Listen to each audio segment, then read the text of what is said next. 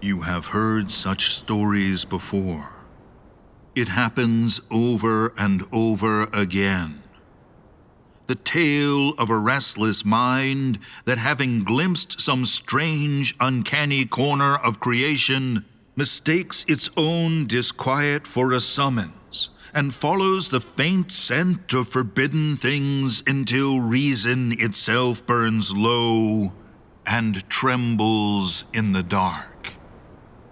Men are ever inclined to praise curiosity as a noble flame, as though every mystery were a gift awaiting the hand bold enough to seize it. Yet they forget that ignorance is not always a failing, and that there are thresholds beyond which one finds not wonder, but dread. For not every door was closed merely to deny passage. Some doors, when shut, keep you safe from what lies on the other side. The Eldritch Episodes presents And He Haunts You.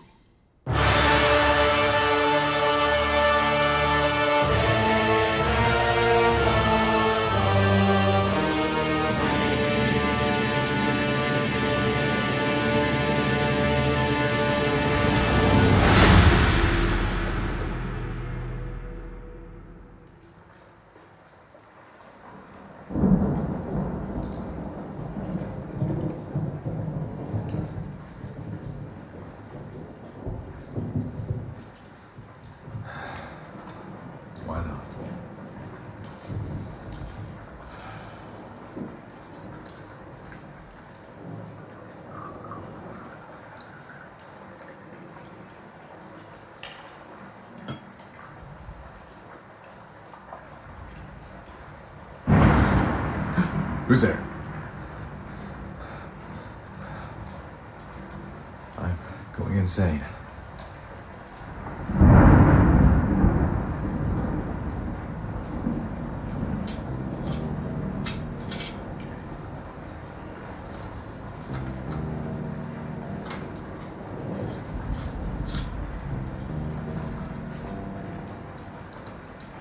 Dear Dr. Henry Armitage, I hope this letter finds you well and in good health.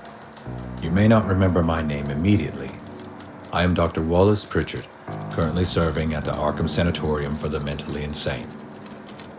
Years ago, during my time at the university, I studied under Professor Holbrook, a close colleague of yours. I assisted him for a time, and on a few occasions I recall you visiting his lectures. I was only a student then, and I would not be surprised if my name has long since escaped your memory. After leaving Arkham, I spent several years away from the state, some time in New York and elsewhere, continuing my work in psychiatry. The years have treated my career kindly enough, it would seem, as I have now returned to Arkham and taken my current position at the sanatorium. You may perhaps find it unusual that a psychiatrist should write to you after so many years. I assure you it is not merely to revive old academic acquaintances, though I sincerely hope that time has treated you well. Recently, something strange has begun occurring here at the sanatorium. Over the past months, we have received an unusually large number of new patients. That alone would not be remarkable in my profession. However, among them are several cases that, when viewed individually, might appear ordinary enough. Yet, when considered together, reveal a number of troubling similarities. It is for this reason that I take the liberty of writing to you. Your experience in certain matters, which I remember being discussed in quieter academic circles, compels me to ask for your thoughts. It may very well fall outside your present interest, and if so, I apologize for the intrusion. Still, I believe that by the end of this rather long letter, the reason for my concern will become clearer. And I must also apologize in advance for the length of what follows.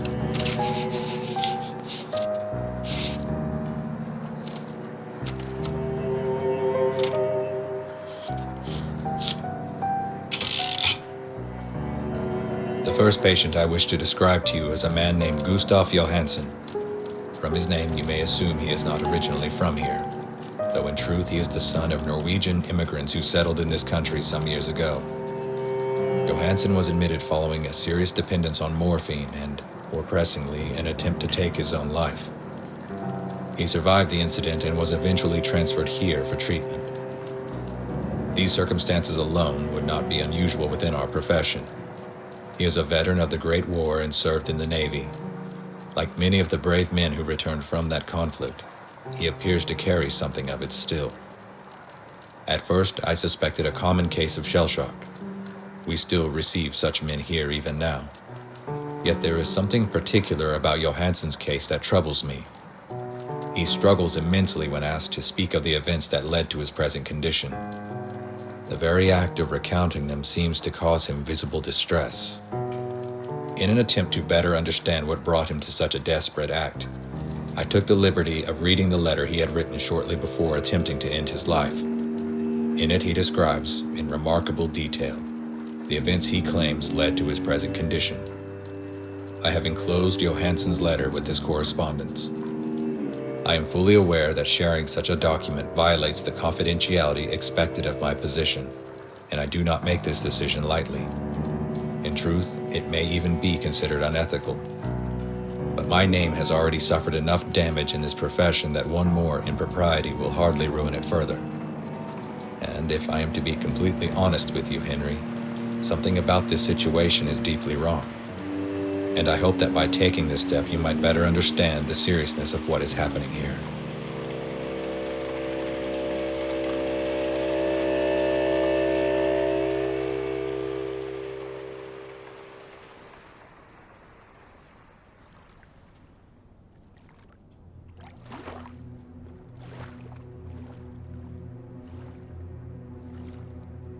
I am writing this under an appreciable mental strain, since by tonight I shall be no more.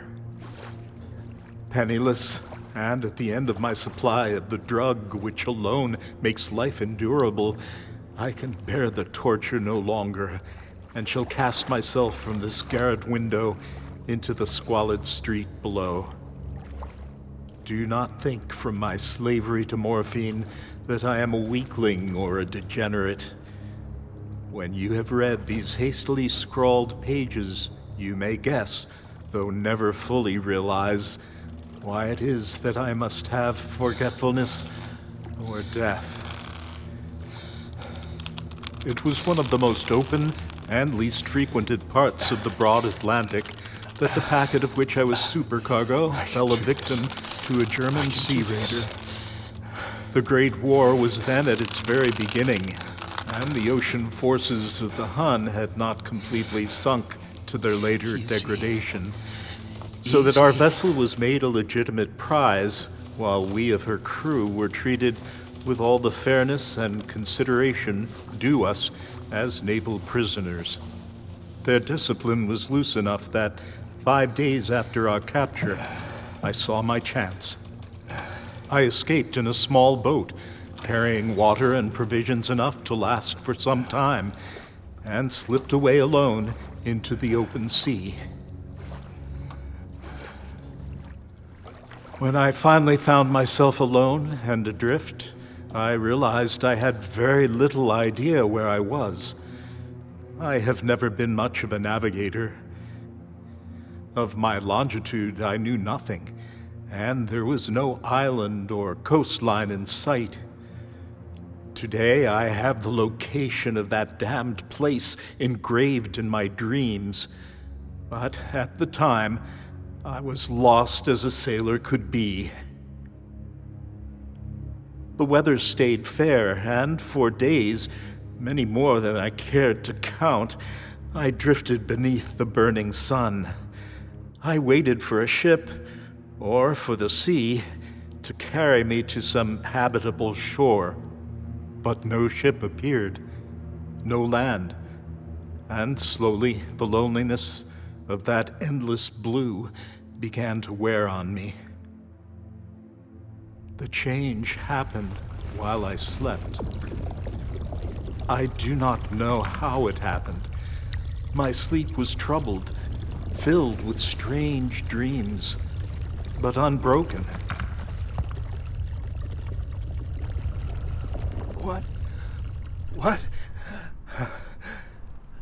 When I woke, I found myself half sunk in a foul black mire that stretched in every direction as far as I could see. My boat had grounded some distance away. What is this place? One might think I would have been amazed by such a transformation, but what I felt was not wonder. It was dread. The air itself felt wrong, and the ground was filled with the carcasses of rotting fish and other things I could not bring myself to study too closely.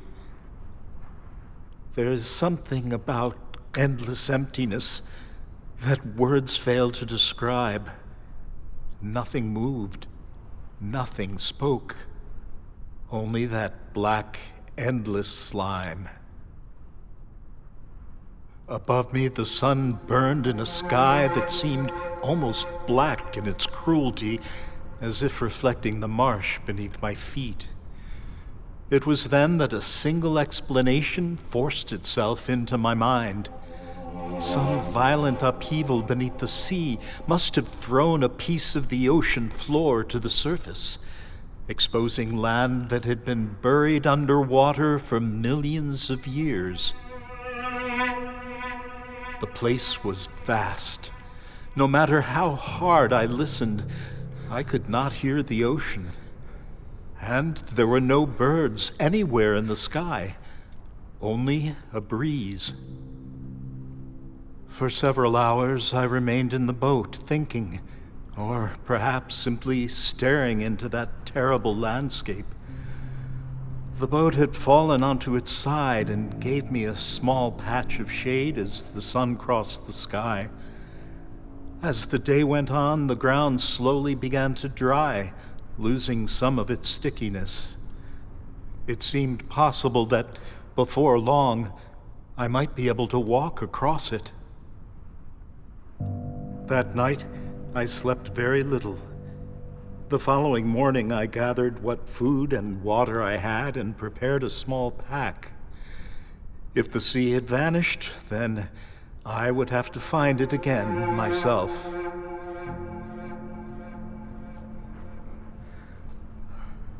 By the third morning, the ground had hardened enough to walk upon without sinking. The smell of rotting fish was unbearable, but I had greater concerns than that. I chose a direction and began to walk. Far in the distance, I noticed a mound rising slightly higher than the rest of the wasteland. With nothing else to guide me, I headed toward it. When night came, I stopped and rested. By the fourth evening, I finally reached its base. It was far larger than I had first believed, and a valley around it made it stand out even more against the plain. I was too tired to climb it, so I slept there in the shadow of the mound.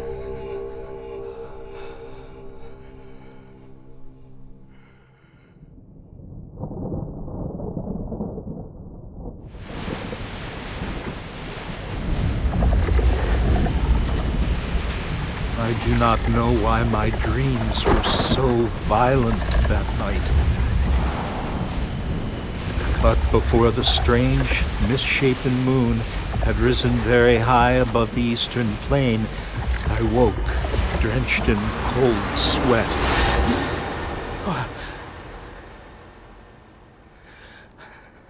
Whatever I had seen in those dreams, I knew I did not wish to see it again. In the pale light of the moon, I realized something. Traveling during the day had been a mistake. Without the crushing heat of the sun, the journey felt easier, and I suddenly believed I could make the climb I had avoided earlier. Beyond the mound, far out in the distance across that dead expanse, I thought I saw shapes rising against the horizon. At first, I believed they were tricks of the light, but the longer I looked, the more they resembled structures, a distant skyline, a city of enormous monoliths rising from the earth as though the sea itself had given birth to it. What? I could not understand it. And then I looked down. The land fell away into an immeasurable chasm, a canyon so deep that the moon had not yet reached its bottom. I felt as though I stood at the very edge of the world, looking down into a black abyss older than anything I could comprehend. Something about it stirred strange memories from Paradise Lost and of Satan's hideous climb through the unfashioned realms of darkness. As the moon climbed higher, more of the valley slowly revealed itself. The slopes were not as sheer as I had first believed. There were ledges, broken stone, places where a man might descend. I cannot say why I chose to climb down, but something compelled me. The descent was difficult at first, but after several hundred feet, the slope became more gradual. All at once, something caught my attention on the opposite side of the slope. Rising from the darkness, perhaps 100 yards away, was a vast pale shape, reflecting the moonlight. What is that? At first I told myself it was nothing more than a great piece of stone. But even from a distance, something about it felt wrong, too deliberate, too exact. As I studied it more closely, a strange certainty grew in my mind. That object had not been shaped by nature. Despite its impossible age, despite the fact that this place must have lain beneath the sea for ages beyond counting, I knew what I was looking at. It was a monolith, a massive pillar of stone shaped by intelligent hands, perhaps even worshipped by them.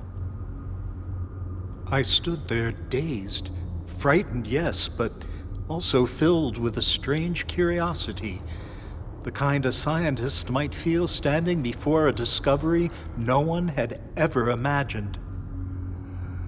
By then, the moon had climbed high into the sky. Its light revealed more of the chasm around me. At the bottom flowed a narrow body of water, winding through the darkness in both directions, so close I could almost hear it moving below. Across that water stood the monolith, and in the moonlight, I could now see markings carved into its surface. They were some kind of hieroglyphs, nothing like any writing I had ever seen. Most of them resembled creatures of the sea: fish, eels, octopi, crustaceans, whales, and others I could not name. Some of them depicted animals I swear I had already seen rotting on that dreadful plain above. But it was not the writing that held me there. It was the images. Great carved scenes stretched across the face of the stone, so large they could be seen even from where I stood. They seemed to show figures, men perhaps, though not quite like any men I had ever known. They swam like fish through vast underwater caverns, or gathered around towering shrines beneath the sea. Their shapes were wrong. Their limbs, their faces, even remembering them now makes me uneasy. They were grotesque beyond all reason, yet still horribly human in outline. Webbed hands and feet, wide slack mouths, eyes that bulged like those of deep-sea things. Some were carved so large that one figure seemed to be killing a whale no bigger than itself.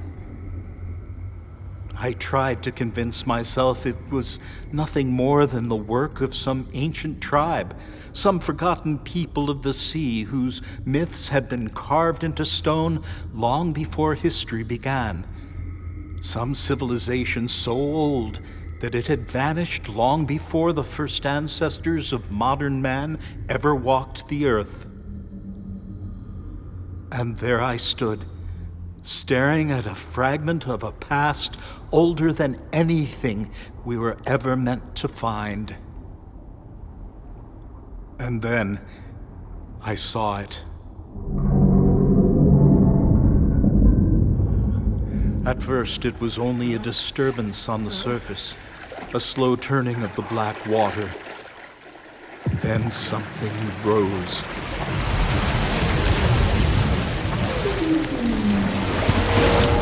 The thing emerged slowly, its shape breaking through the surface like some nightmare forcing its way into the world. It was enormous, larger than any living creature I had ever seen, and it was almost human, but only almost.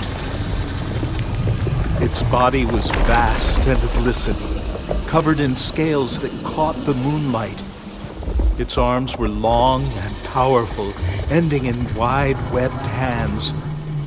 Its head, God help me, its head had the shape of a man's, yet stretched and warped into something unmistakably of the sea. Bulging eyes, slack, fish-like lips. The creature moved with terrifying ease through the water and climbed toward the monolith, as though returning to something sacred. It wrapped its colossal arms around the stone, as though embracing it. Then it bowed its head, and from its throat came sounds. Deep sounds, not the cry of an animal, something closer to a chant.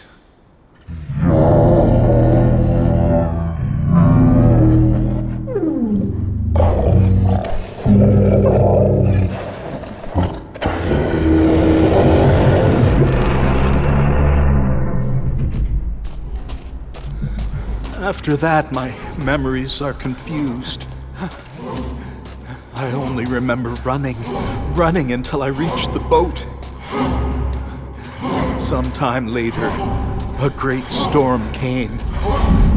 At least I think it did. I remember thunder and terrible sounds carried across the sky. The kind of sounds the world only makes when something ancient has been disturbed.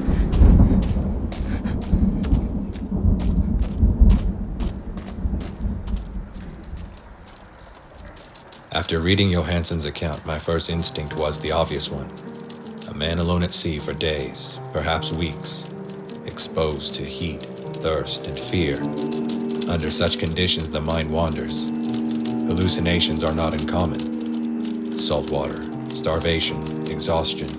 Any of these might produce visions vivid enough to convince a man they were real.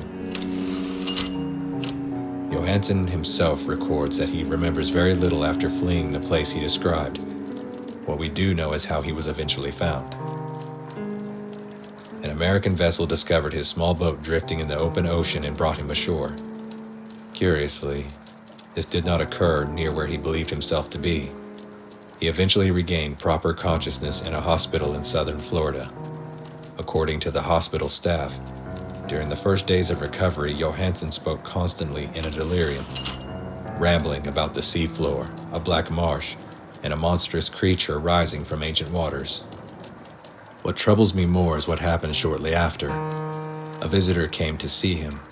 Johansson never learned the man's name, yet he recalls that they spoke for many hours.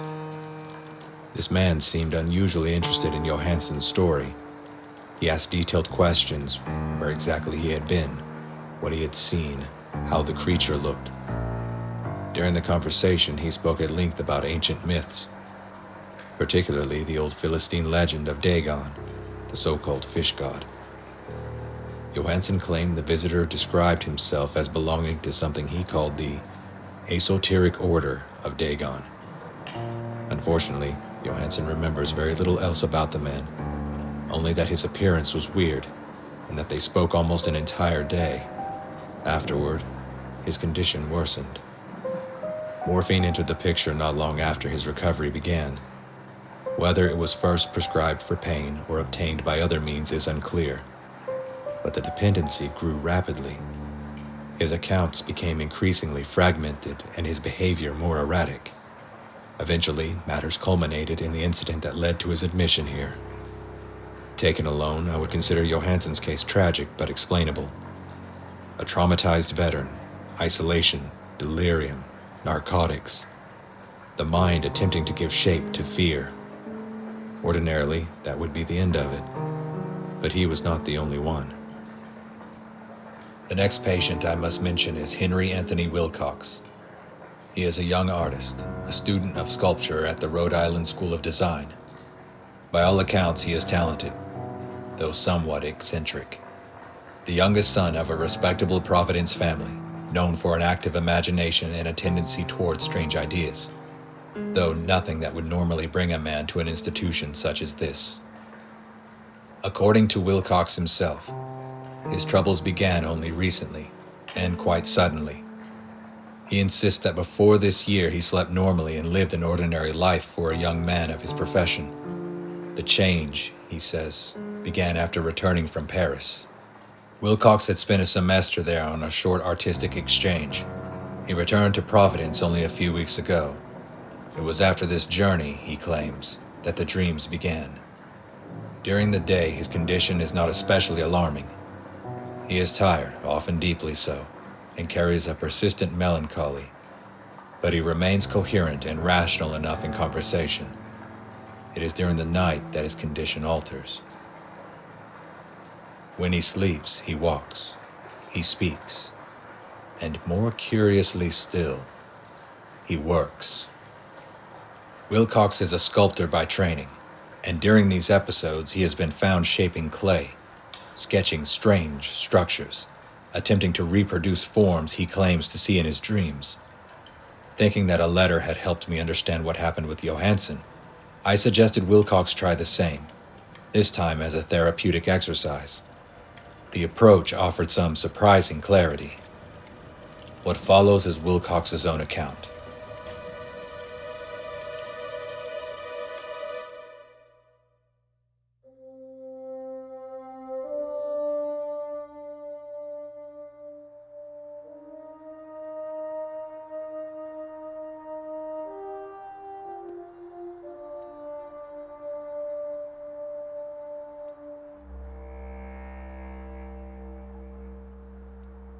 I have tried many times to find the street again. I have searched maps of Paris, old ones, new ones, but I have never been able to find it again. The street I knew as Rue Doucet.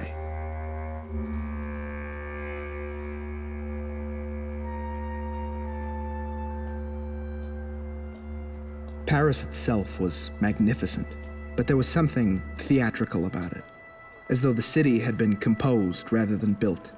Every street arranged with a painter's intent, every shadow placed deliberately, like ink between the lines of a sketch. The city breathes art in a way few places do. Galleries, music, cafes overflowing with painters and sculptors, all of them arguing endlessly about beauty, about form, about truth. For a student of sculpture, it was paradise, or something very close to it. But Paris, like all beautiful things, demands a price, and it is not a forgiven creditor. My family has some means, yes, but not enough for the grand studios and bright apartments where the fortunate live and pretend to suffer. I had to find somewhere cheaper. The place was strange from the beginning. A river, if one could call it that, cut through that part of the district. Its waters were dark, thick, reflecting the city night like a painting from Vincent van Gogh. Tall warehouses lined its banks with high chimneys. Their windows were opaque with years, decades perhaps, of neglect, like blind eyes that had long ago given up that effort of seeing. A heavy stone bridge crossed over it, and beyond that bridge the city seemed to change its mind. Not peaceful, no, quiet in the way a room becomes quiet when someone has just left it. The air there smelled wrong. I cannot describe it properly, not rot, not exactly, not damp, though there was plenty of that. Something stagnant, something that did not wish to move anymore. I remember thinking even then that it was a smell one does not forget, the kind that waits for you. Beyond the river, the road began to rise, at first gently, almost politely, but then sharply, incessantly, until the street ceased to be a street at all, and instead became a staircase carved into the city itself. That was Rue Doucet. I have never seen another street like it. It was impossibly narrow, like a fracture running through something that had once been whole. The buildings leaned at unnatural angles forward, sideways, some of them seeming to bow towards one another as though they were conspiring in whispers above the street. In places, they nearly touched overhead, forming crooked arches that choked what little light tried to pass through. Sunlight arrived there already tired, and rarely reaching the ground intact. And there were bridges, small, improbable bridges, connecting one house to another high above the street. Not for convenience, I think, but because at some point, someone decided that separation was no longer necessary. And yet, despite everything, it was still Paris. Or at least, I believed it was at the time. The people who lived there struck me as peculiar from the very beginning. At first, I thought it was simply their silence, that distant, measured way in which they observed everything without ever quite acknowledging it. But after some time, I understood something else. They were old. Not merely elderly, no, ancient. Their faces carried a quality I cannot properly name, as though they had not aged with the street but alongside it, as though the years had settled on them in the same way they had settled on the stones. By that time, I had already been forced to leave several lodgings, each one slightly less welcoming than the last. Eventually, I found a home near the top of Rue Doucet. It leaned, like everything else on that street, but it remained standing out of what I can only describe as stubbornness. It was run by a man named Blandot, a caretaker, paralyzed and confined to a chair near the entrance, where he watched everything that entered and everything that left. The house was the third from the top, and the tallest of them all, though even then I could not shake the feeling that it was not height that made it stand above the others. My room was on the 5th floor, and in the first night I stayed there, I heard something.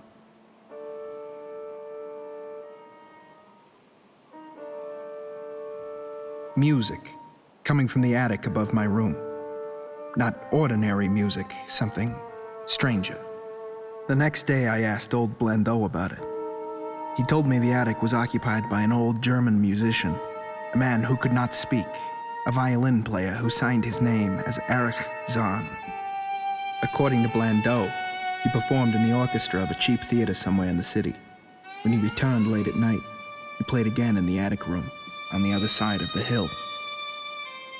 That was why he had chosen that room.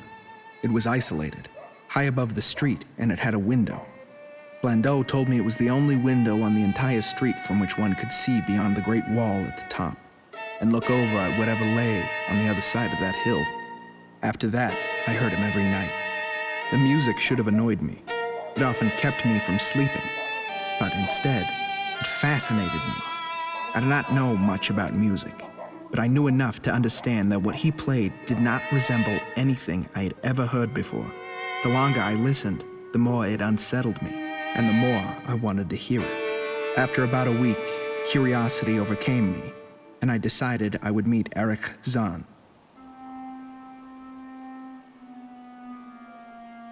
He was returning from his work when I intercepted him in the corridor and tried to introduce myself.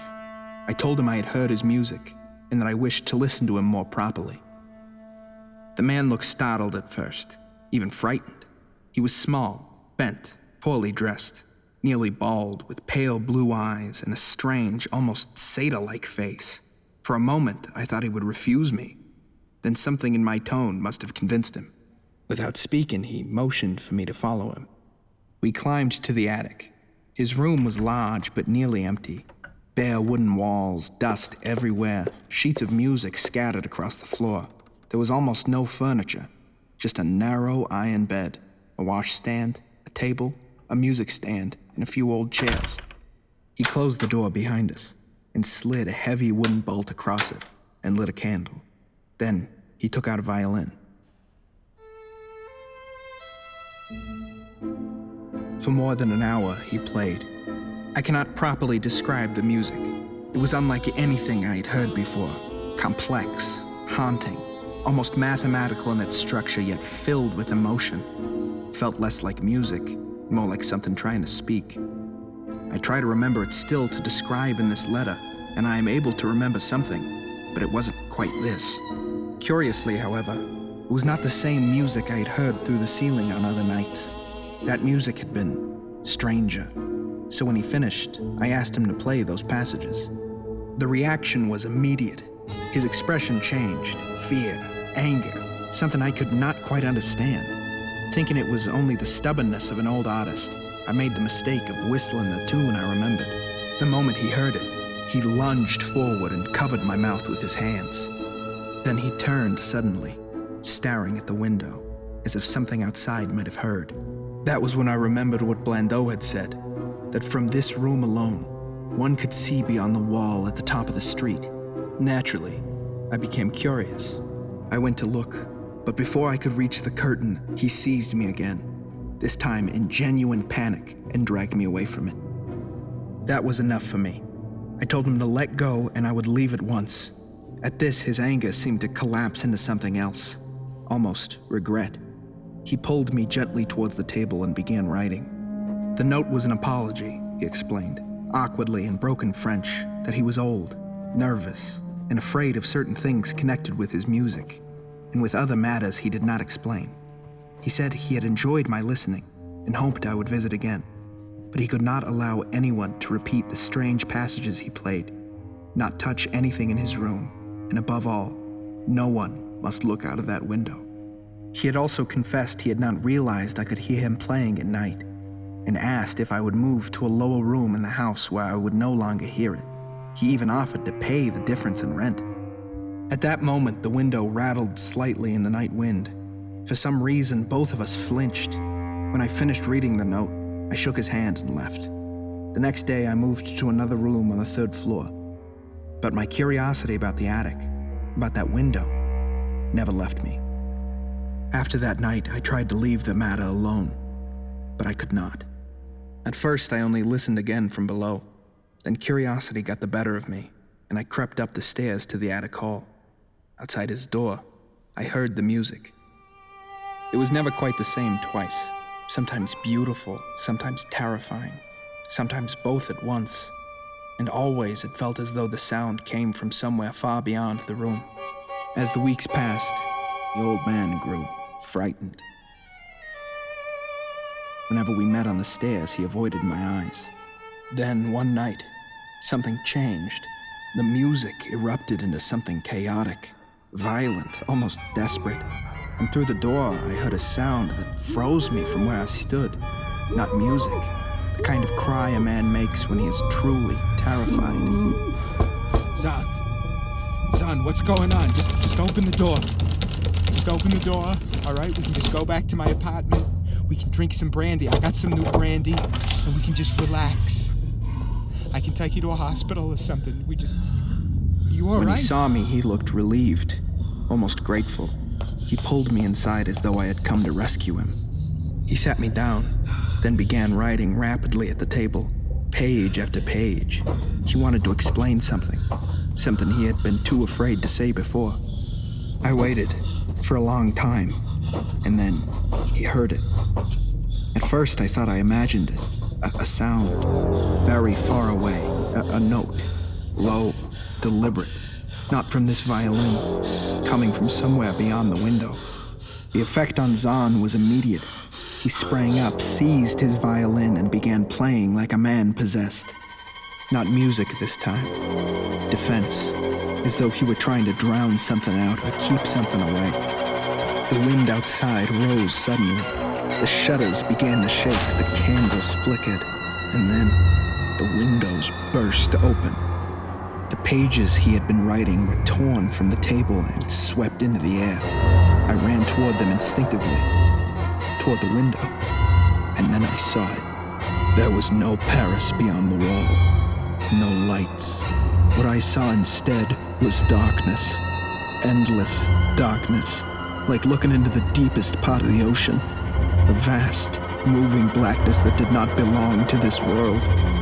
And then, far away within that impossible depth, I saw it. I cannot say how long I stood there.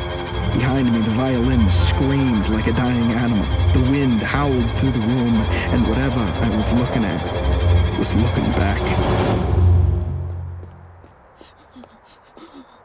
Then, everything went dark. I do not remember leaving the room, only running down the stairs, out into the streets, across the river, until the sounds finally faded behind me. I tried to find that street again later, many times, but I never could. Part of me believes that it is better that way.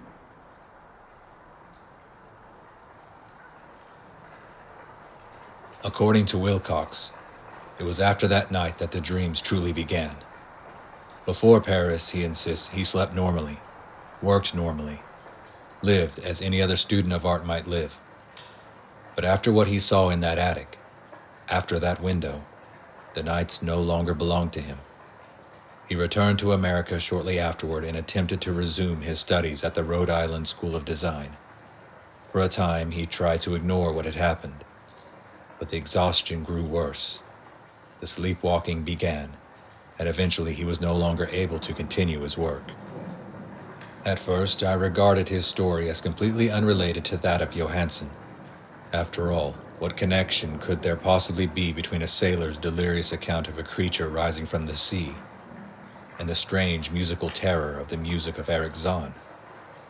On the surface, none. And yet, something about the dreams troubled me. So I asked Wilcox to draw what he had seen. What he produced was disturbing. Again and again, in sketch after sketch, the same image appeared. A city rising from the water, not a human city. Vast blocks of stone emerging from the sea like the bones of some drowned world. And always, somewhere among those structures, there was a creature. At first glance, the figure appears vaguely humanoid, but the longer one studies it, the less human it becomes. The body is immense, scaled. Two enormous wings, almost like those of a bat, extend from its back. The head, I confess, Henry, even writing this makes me uncomfortable. The head is bulbous, swollen, and where a beard might be expected, there hangs a cluster of long appendages twisting downward. Even describing the drawing now gives me the unpleasant sensation of being watched. Wilcox claims he sees this thing every night. He says that when he sleeps, he is carried, his words, to some land of dreams, and that this city and this creature exist there, waiting. I asked whether he had attempted to reproduce what he saw in his work. He told me he had, quite obsessively in fact, when he first returned from Paris. But according to him, he destroyed nearly all of it on a sleepwalking episode.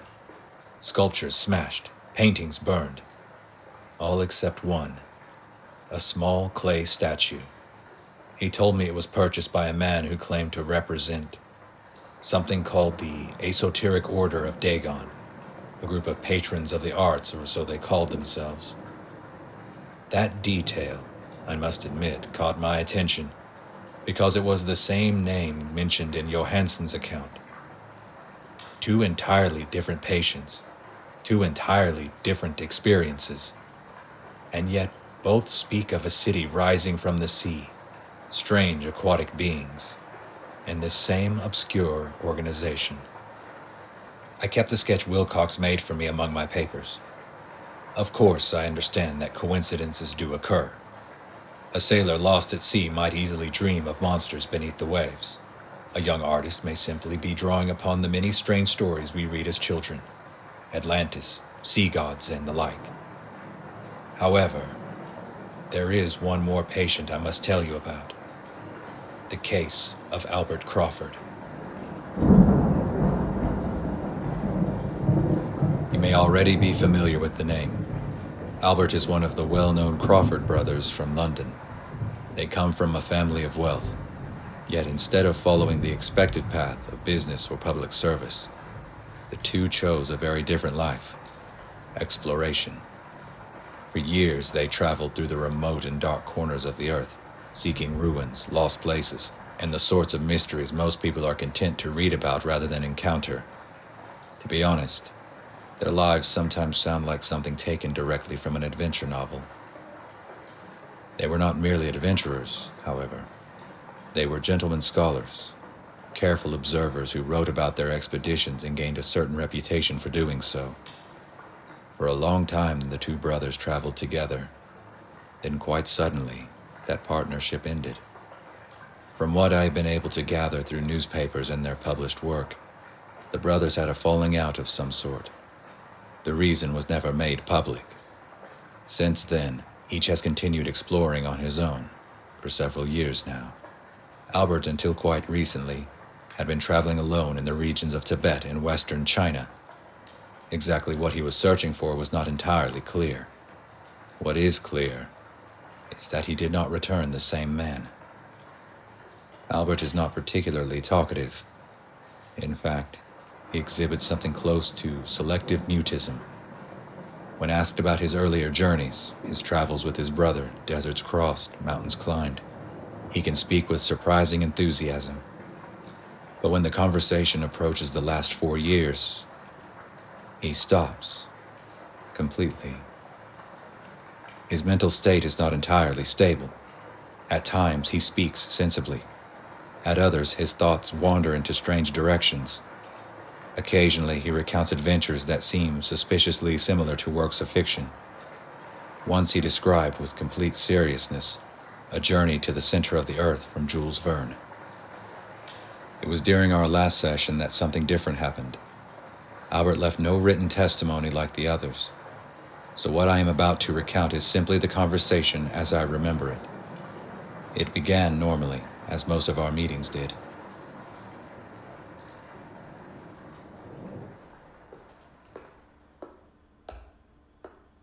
Good morning, Albert. How are you feeling today? Doctor. Yes. Good morning. Good morning. I'm well enough, I suppose. As well as one can be in a place like this.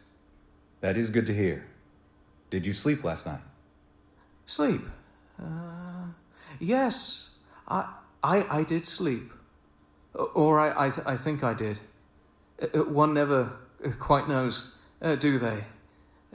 Sometimes the night passes, and you wake feeling as though you've been somewhere else entirely. That can happen.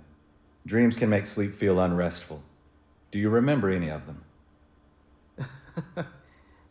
Dreams.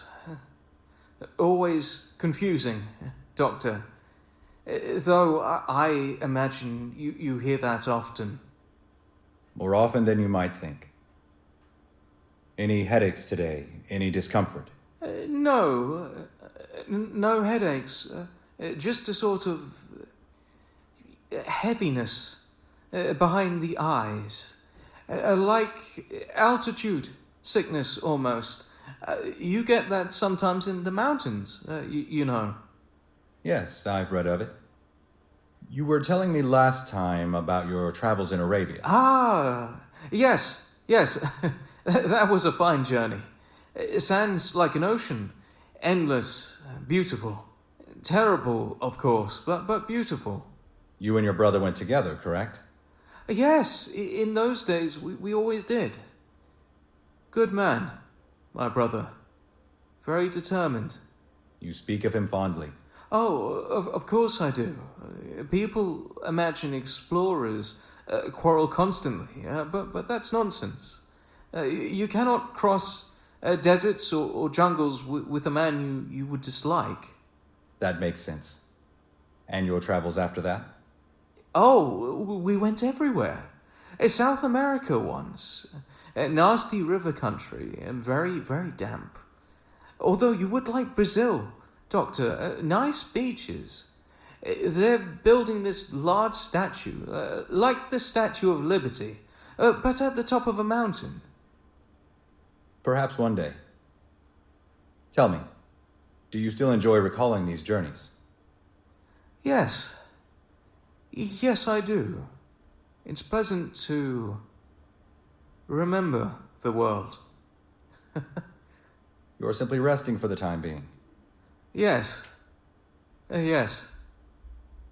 Resting. And how have you been feeling otherwise? Any agitation during the day? Any troubling thoughts? No more than usual. Talking helps. Up to that point, the session had been entirely routine. I was taking my notes as usual. Nothing particularly remarkable in his behavior. Unfortunately, I had made a small mistake. Among the pages on my desk was one of the sketches Wilcox had given me. Albert saw it before I realized what he was looking at. It's him. It's him. No. It's him. Albert? Albert, please, calm yourself. You saw him too. You saw him. For a moment, it was as though I was looking at an entirely different man. The calm, distracted explorer I had been speaking with only seconds before had vanished.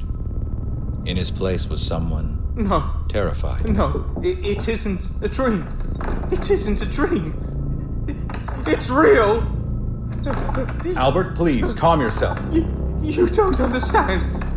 It's a nightmare. A living nightmare. Not dreams. Never dreams. No one is safe. You don't understand. You don't understand. I saw it. I saw it. Albert, please sit down. You're having an episode. Just breathe. Albert! Nurse, I need assistance in here immediately! No, not like this. Not again. Not again.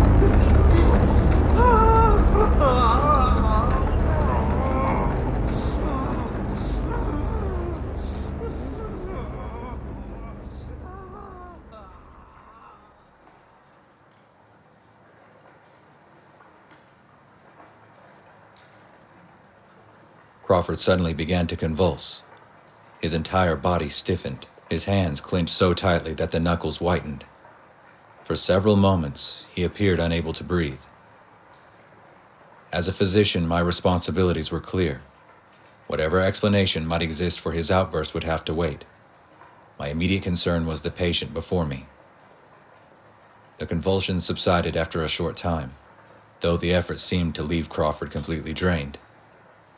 His body slackened and he collapsed into a state that at first resembled unconsciousness. For several hours we feared he had fallen into a coma, yet this proved not to be entirely the case. Crawford did eventually awaken, though what followed was almost more troubling.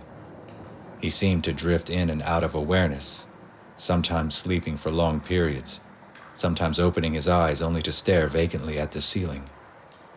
When he spoke, his words rarely formed coherent thoughts.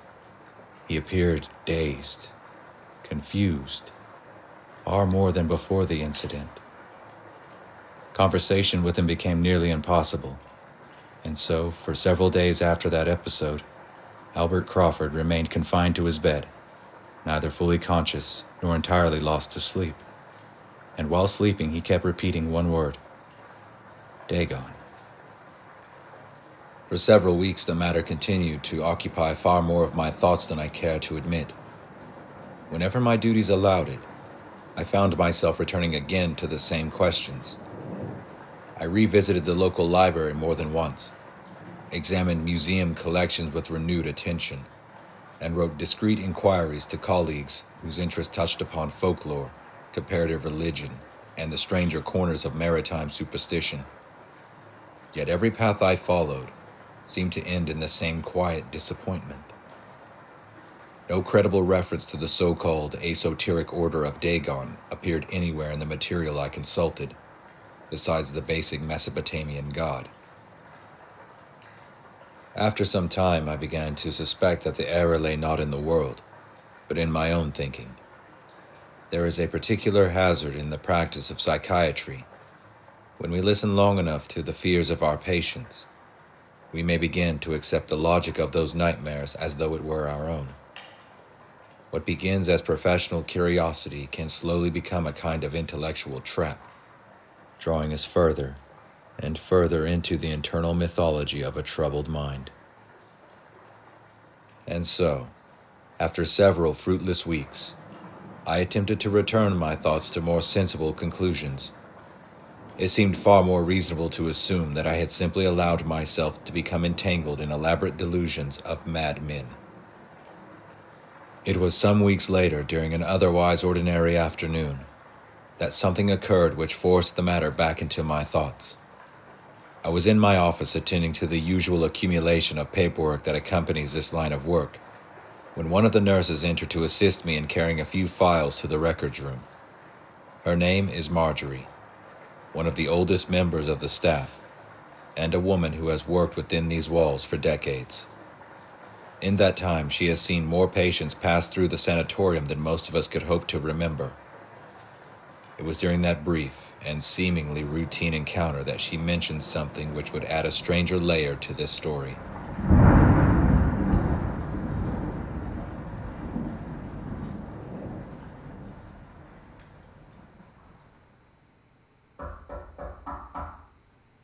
Come in. Doctor, do you have a moment? Of course, Marjorie. Come in. I hope I'm not disturbing you. Not at all. Just wrestling with the day's paperwork. Seems there's always more of that waiting than there are patients. Sometimes I suspect the paperwork is the real job. I heard you needed a hand taking some files down to the records room. Yes, thank you. I was hoping someone might help before the end of the day. These here. I finished reviewing them and they should be returned to the archives. All right, then. Mr. Waite passed away last night. No surprise there. Have you notified the next of kin? Yes, I spoke with his daughter. Oh, sorry, Doctor. Oh, what is this? This drawing. Ah, yes. Just something from a case I've been reviewing. A patient drew this? Yes, an art student. Claims he saw it in a dream. And the curious thing is, another patient, entirely unrelated, described something rather similar. Did he now? Yes, quite an elaborate story, actually. Of course, it's almost certainly nonsense. The human mind is remarkably inventive under strain. Sailors dream of monsters, artists dream of strange cities. Nothing more than coincidence. Yes. I'm sure that's all it is, Doctor. Marjorie, is something the matter? No, of course not. It's just an unpleasant sort of picture. You look rather concerned. Did I? I didn't mean to. Marjorie, you've worked in this place longer than anyone. If that drawing reminds you of something, I would very much like to know what. Doctor, it's really nothing worth troubling yourself over. Nothing? Marjorie, if you recognize it, even vaguely, you must tell me. Do you know something about this? Doctor, I shouldn't be talking about this. But perhaps it would be easier if I showed you something. Showed me? Yes. At that point, my curiosity had already overcome whatever professional caution remained. I rose from my chair almost immediately and followed Marjorie out of the office without another question. She led me down one of the older corridors of the sanatorium toward the storage rooms near the rear of the building, areas most of the staff rarely visited unless they were searching for old records or equipment that had long since fallen out of use. The room itself was poorly lit and cluttered with decades of forgotten material. Tall cabinets lined the walls, each filled with drawers of patient records that dated back further than anyone presently working at Arkham could remember. Dusty boxes sat stacked beside obsolete medical instruments, broken furniture, and various machines whose purposes were no longer immediately clear. Marjorie moved through the room with surprising familiarity, weaving between the shelves as though she had walked that path many times before. At the far end of the storage room, we stopped beside a narrow iron door, half hidden behind an old cabinet. You said those patients spoke about a city in their dreams? And strange creatures? Yes, 2 of them. Completely unrelated men. That too. You've heard something like that before. I didn't hear it. I saw what happened to the man who did. It was long before your time here, Doctor. Most of the staff who remember it are gone now. There was a physician working here back then, Dr. Flamen. He moved back to Germany years ago. Flamen. I've never heard the name. Flamen was brilliant. At least, that's what he liked to tell people. He was arrogant, too. But he wasn't satisfied with treating patients. He believed madness was a doorway to somewhere else. There was a man admitted here, Joe Slater, a mountain laborer, poor fellow. He used to talk in his sleep, talk about things in the sky, burning lights, things watching from far away. He built a machine, said it could stimulate the brain, reach into the patient's mind, see what he saw. Good Lord. He ran the experiment right here in this building. Connected the machine to Slater and to himself. At first he was delighted. He could see the visions, the lights, the burning walls Slater talked about. And then? Then something looked back. After that, the doctor changed. He locked the machine away, all the notes with it. He became mad. The administration buried the whole incident. Said the equipment was unsafe. Said the experiment had never happened. Marjorie reached into the pocket of her uniform and withdrew a small brass key, worn smooth with age. I've been keeping it for decades now. Without another word, Marjorie pressed the key into my palm. Everything behind that door should have been forgotten a long time ago. For a moment, she simply stood there, looking at the door as if it were something alive. You're in charge, Dr. Pritchard. You decide how best to treat your patients. But if you want my advice, I wouldn't recommend looking through that door. Marjorie. She did not answer. Marjorie simply turned and walked back down the corridor, leaving me alone in the storage room with the key in my hand and the locked door before me. For several moments I remained standing before the door, the key resting in my hand. Yet curiosity, perhaps the same professional curiosity that had driven my investigation for weeks, soon overcame whatever hesitation I felt. I unlocked the door and stepped inside.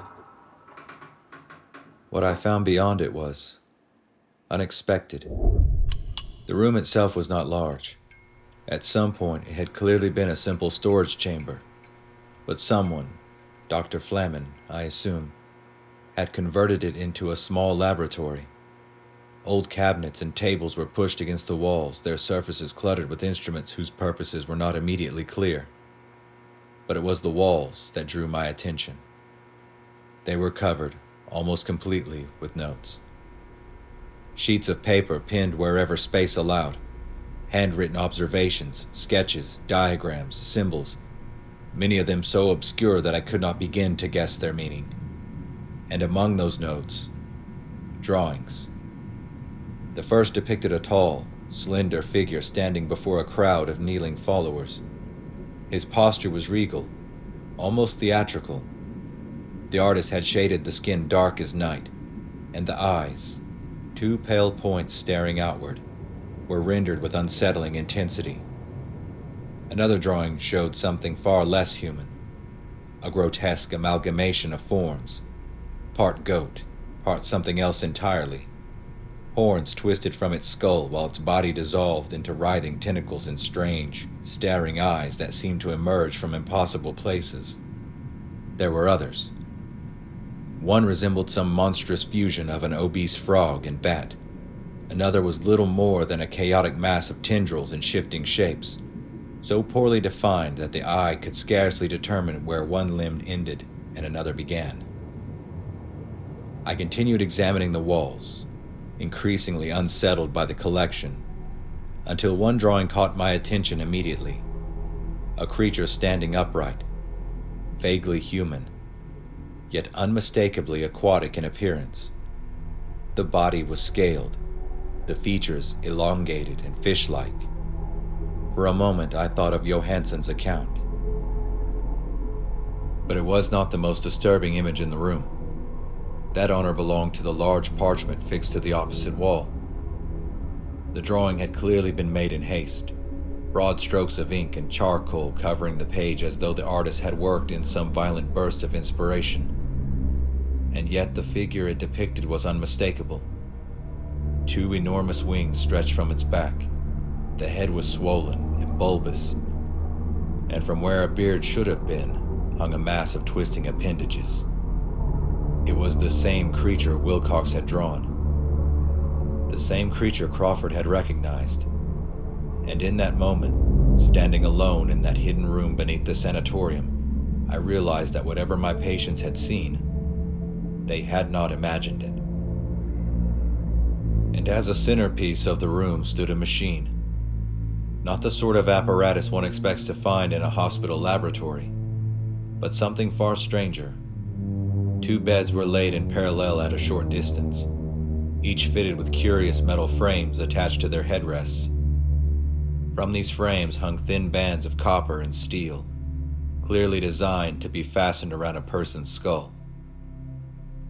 Bundles of insulated wires ran from the headpieces to the central console, crowded with switches, dials, and glass tubes that must once have glowed with electrical current.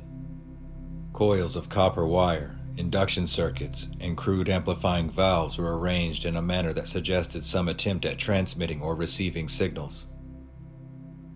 I spent a few days going over the notes at night, and it was surprisingly simple to understand. Two men would lay on those beds, their heads secured by the metal bands, and whatever passed through the tangled web of wires would connect the mind of one to the mind of the other. I then realized that Marjorie had not exaggerated. Dr. Flamen had indeed constructed a machine meant to peer into the dreams of another man, and a dreadful idea started to appear in my mind. Looking back now, I must admit something that at the time I would never have confessed aloud. Once again, I had broken every possible protocol expected of a physician. At the time, I convinced myself it was for the sake of my patients, that if I could understand the source of their visions, I might somehow relieve them of their suffering. But that was not the truth. The truth is far simpler. I was curious. Curious in the same reckless way that Dr. Flamen must have been when he first constructed his machine. And without realizing it, I had begun repeating his mistakes. But the thrill of uncovering a mystery of such magnitude is addicting. It was not uncommon for physicians to remain overnight at the sanatorium. The nature of our work often required it, and the staff was accustomed to seeing doctors working late into the evening. My presence there after dark would attract little attention. Still, certain preparations were necessary. I spoke quietly with a few members of the staff whose loyalty I trusted, men who had worked under me long enough not to question unusual instructions. Together we arranged a simple plan: one patient, one experiment, and one night in which no one would disturb us. At first I considered several possibilities. Johansson, for example. His experiences were vivid, and he remembered quite a few details. Yet by that time he had already been discharged. Another physician, one who specialized in treating men suffering from shell shock, had deemed him stable enough to return to civilian life. Troubled, certainly, but no longer under our care. Wilcox was the next possibility. Unfortunately, he presented a different difficulty. His family possessed a certain degree of local influence, and they visited him regularly. Removing him from his room for the sort of experiment I had in mind would have been difficult to explain, which left only one remaining candidate: Albert Crawford. By that time, Crawford was in that strange state between sleep and waking. His body remained alive, yet his mind seemed distant, adrift somewhere far beyond our reach. But in the months since he was admitted, not a single visitor had come asking after him. He was quiet, docile, bedridden, in short, the perfect subject. Late one evening, we carefully moved Crawford from his room and brought him down into the basement. Once the patient was secured in the laboratory, I dismissed my assistant and instructed the night staff that I was not to be disturbed. For the remainder of the night, I would be alone. The next several hours were spent preparing the apparatus. Using the notes that still covered the walls of Dr. Flaman's laboratory and my studies, I slowly reconstructed the procedure he had once performed there decades earlier. His handwriting was meticulous, though often frantic. Pages of calculations, diagrams of electrical circuits, and long passages speculating about the nature of dreams and consciousness. Among the materials in the room, I also discovered several wax cylinders, recordings made by Flaman himself. Curiosity compelled me to listen.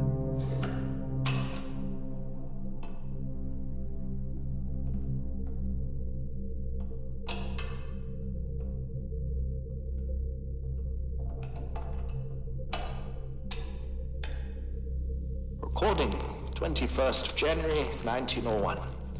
Arkham Sanatorium for the mentally insane.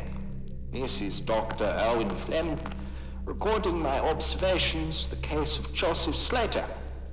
Patient was admitted on the 14th of January, 1901. His voice, preserved in those fragile grooves, spoke excitedly of what he believed he had discovered. A connection. A bridge between minds, not merely dreams, but something beyond them. He claimed that the sleeping mind could wander into regions of existence entirely unknown to waking reality, and with the proper apparatus, another mind could follow. Even then, Flaman's own recordings carried a warning. In the later cylinders, his voice grows noticeably more cautious, almost fearful. But for those hours, it felt like an eye fixed on me, mocking me, as if it knew, as if it remembered. I resigned this morning. But by that point, my curiosity had grown far stronger than my judgment. I should have listened to his caution. I did not. When everything was finally prepared, I placed Crawford into one of the chairs at the center of the machine. His body offered little resistance as I secured the straps across his arms and chest. The metal bands were then fastened carefully around his head, just as Flaman's diagrams instructed. I then took my place in the opposite chair. For a moment, I simply sat there, staring at him, at the wires, the coils, the switches waiting beneath my hand. Then, I activated the machine.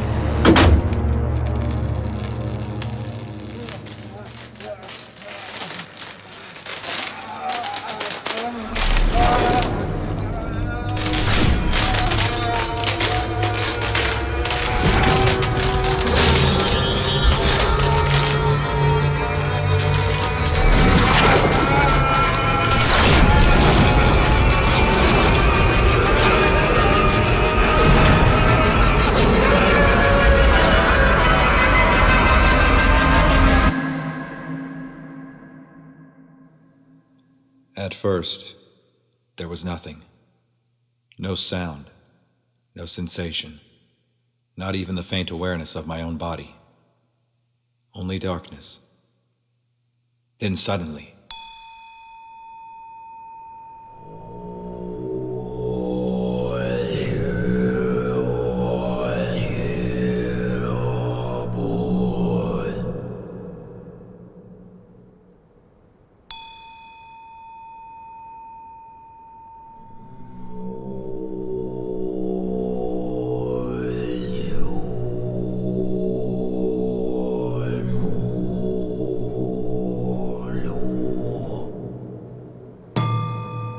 I opened my eyes and realized I was no longer in the laboratory.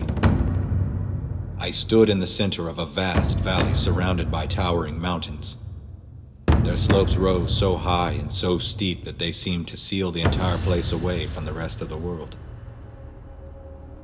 The rock was pale and barren, dusted with sand and bleached stone, like the landscape of a high desert. The wind swept along the distant ridges. Yet where I stood, there was an unsettling stillness, as though the valley itself had been deliberately sheltered from the outside world. And at its center, something impossible.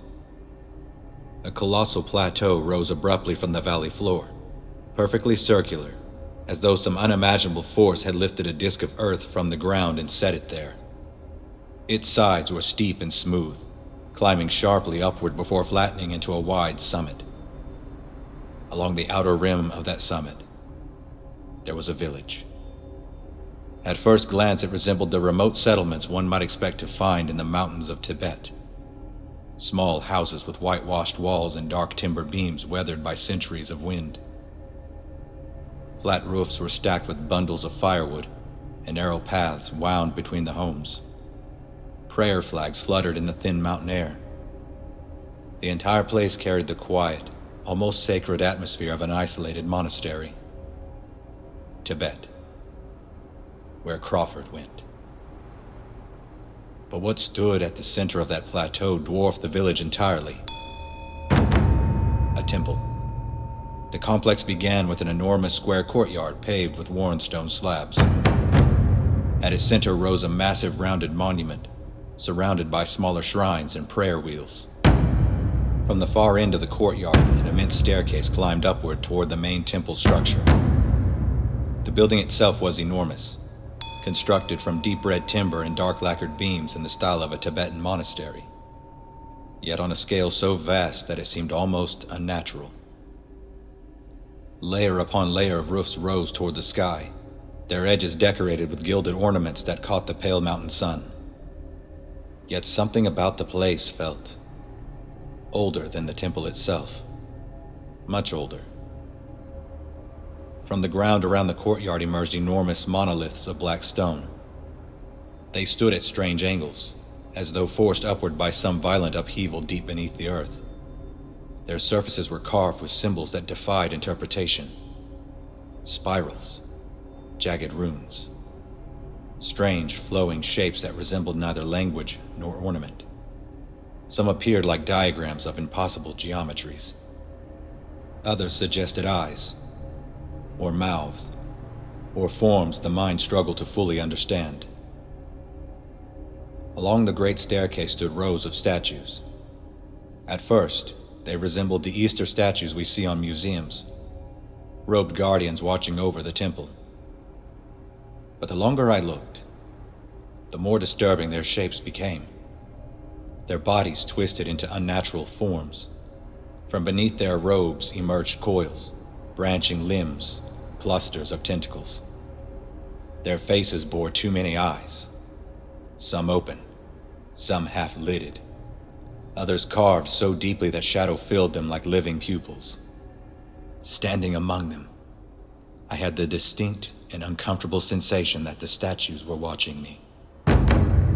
As if the temple, and whatever older power lay buried beneath it, had never truly been asleep.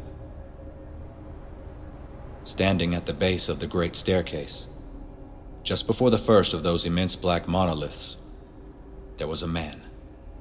For a moment I did not recognize him. He stood calmly with his back partially turned to me, gazing toward the towering temple above. His head was completely shaven, and he wore long red robes similar to those of the monks who inhabit the high monasteries. Around his neck hung a polished ornament of deep green jade that caught the light faintly as he moved. Only when he turned toward me did I realize who it was. Albert Crawford. For several seconds he studied me with a calm, almost curious expression. Yet there was no sign of recognition in his eyes.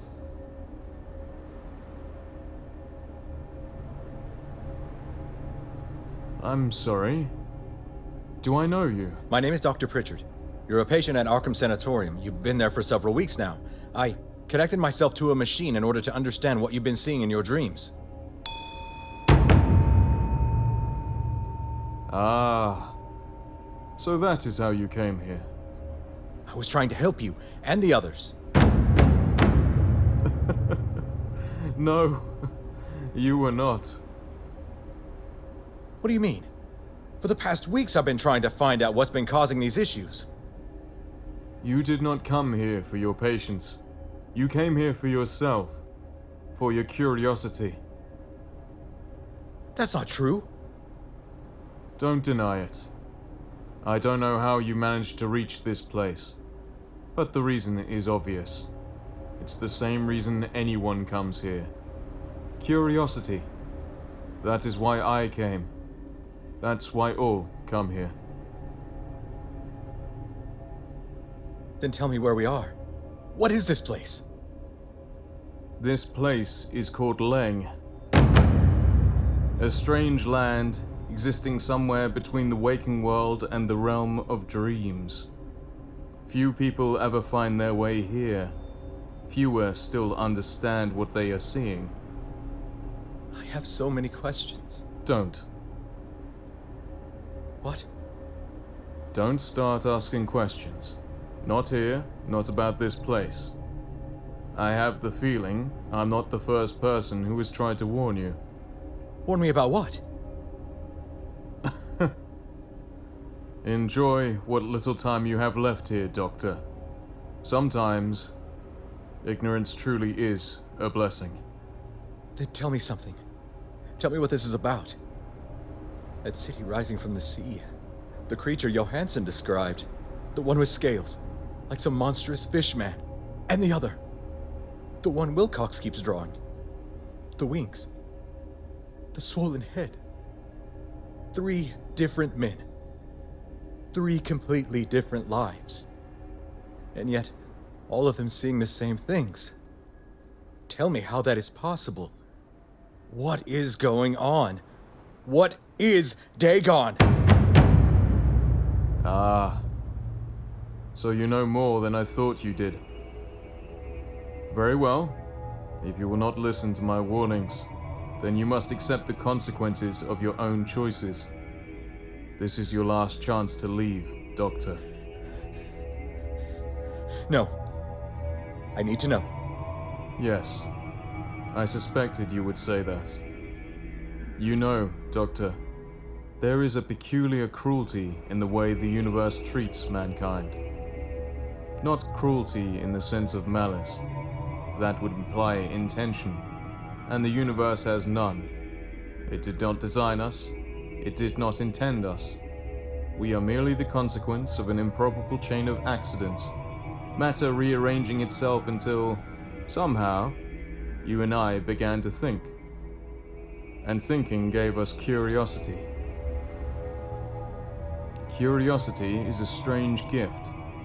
It drives us to explore deserts, oceans, mountains, and eventually things far worse than any of those. You speak as though curiosity were a mistake. Not a mistake. A burden. The story repeats endlessly.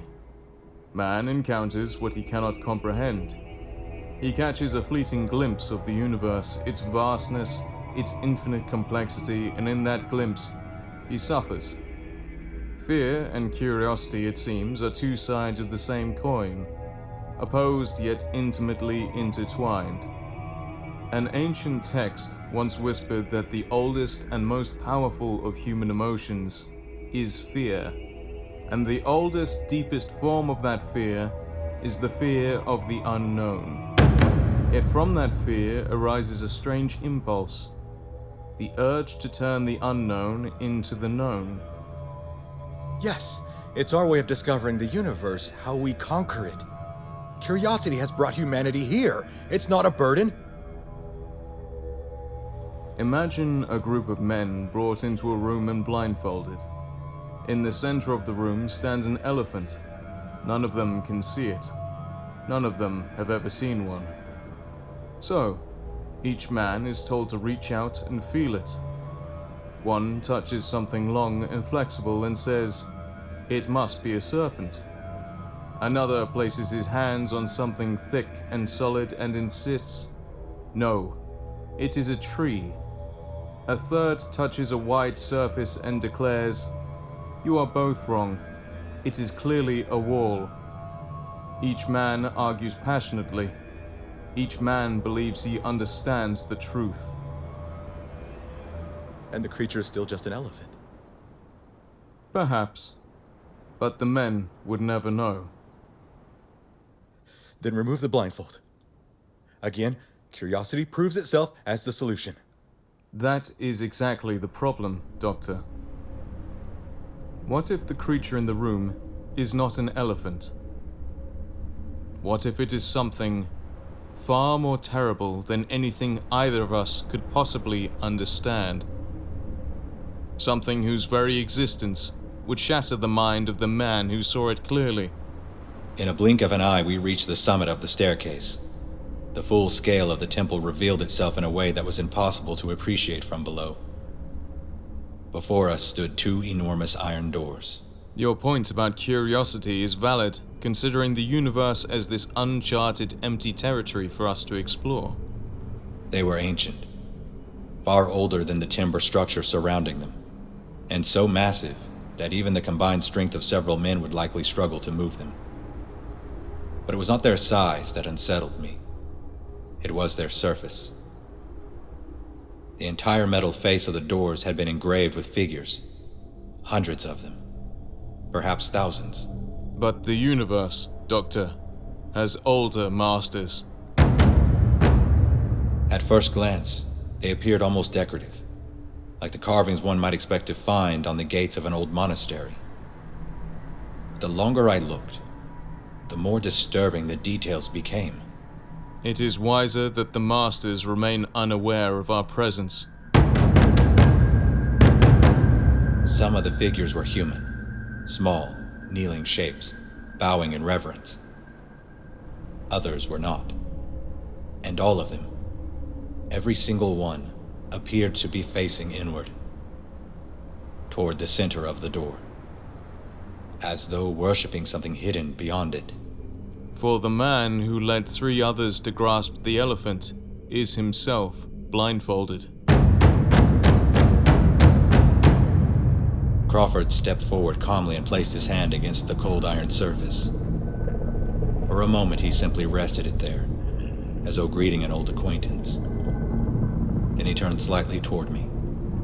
Doctor, this is the consequence of removing the blindfold.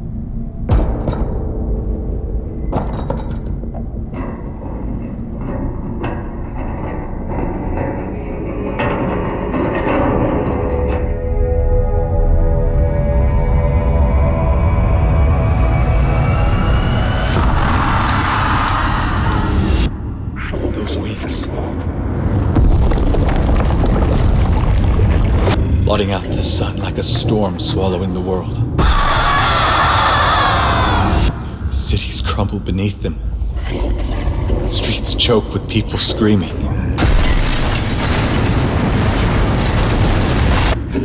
The sea rises, swallowing all in its path.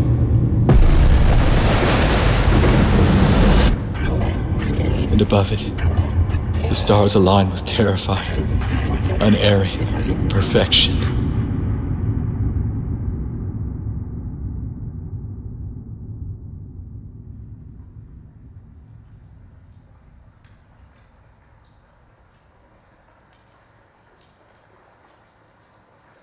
When I awoke, I was back in the laboratory. The machine had gone silent. The room smelled of hot metal and burned insulation. For several seconds, I could not move. My body felt heavy, distant, as though it no longer quite belonged to me. Then I noticed Crawford. He was still seated in the opposite chair, completely still. I forced myself to stand, or rather, I tried to. The moment I rose from the chair, the room began spinning violently and I collapsed to my knees. And then I vomited, again and again, until there was nothing left in me. Crawford never moved. Not once. His face was frozen in an expression I can only describe as terror. The official explanation was simple enough. A patient had died during an unauthorized medical experiment. Within a week, I was dismissed from the sanatorium, quite rightly so. But my punishment did not end there, because I had not slept properly since that night.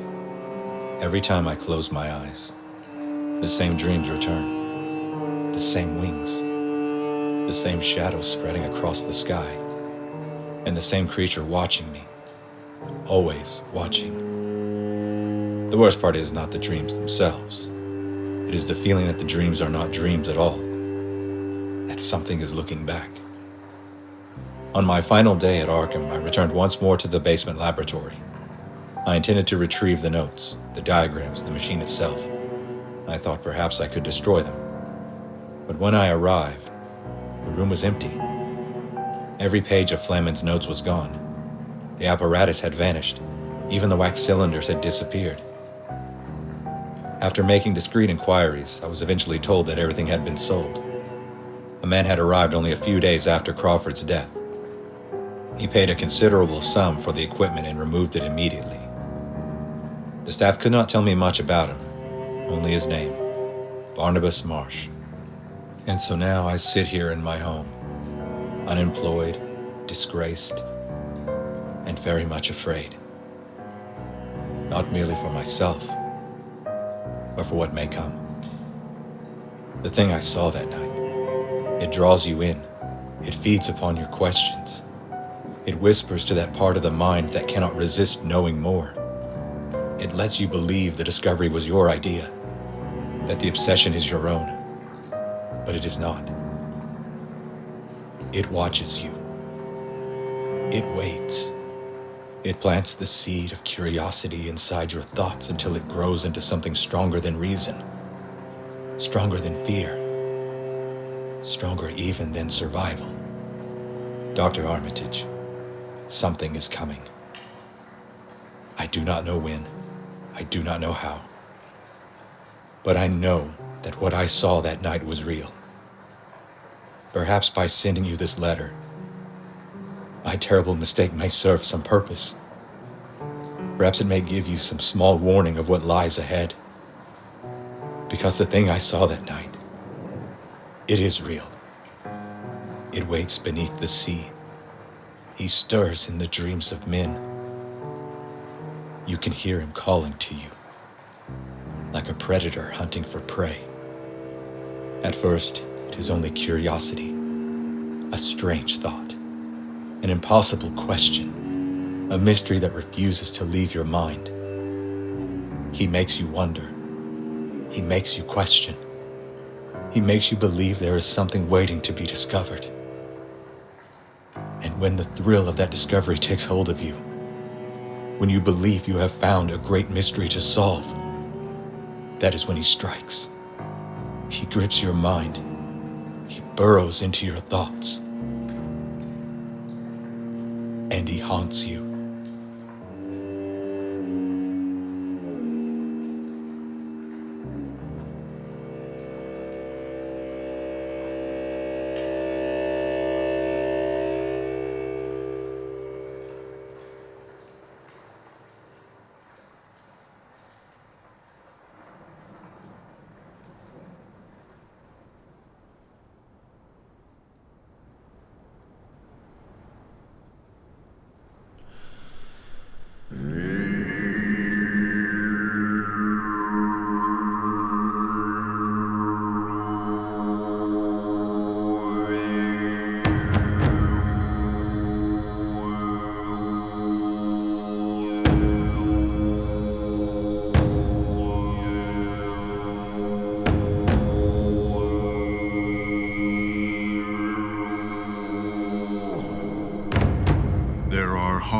Which kill a man outright, and others which are more patient. They passed first through the mind, leaving the body to persist a little while longer, so that it may bear witness to its own undoing. Pritchard learned too late that what touched Crawford in the hidden chamber was no isolated terror. No solitary madness confined to one broken soul, but the advancing shadow of something vast enough to cast its darkness through many lives at once. For these dreams, these visions, these restless urges are not random afflictions scattered among the weak. They are the first uneasy stirrings of a world not yet arrived, but fast approaching. And if there is mercy in ignorance, it may be only this, that humanity does not yet fully understand what it means when the sea begins to trouble the sleep of men.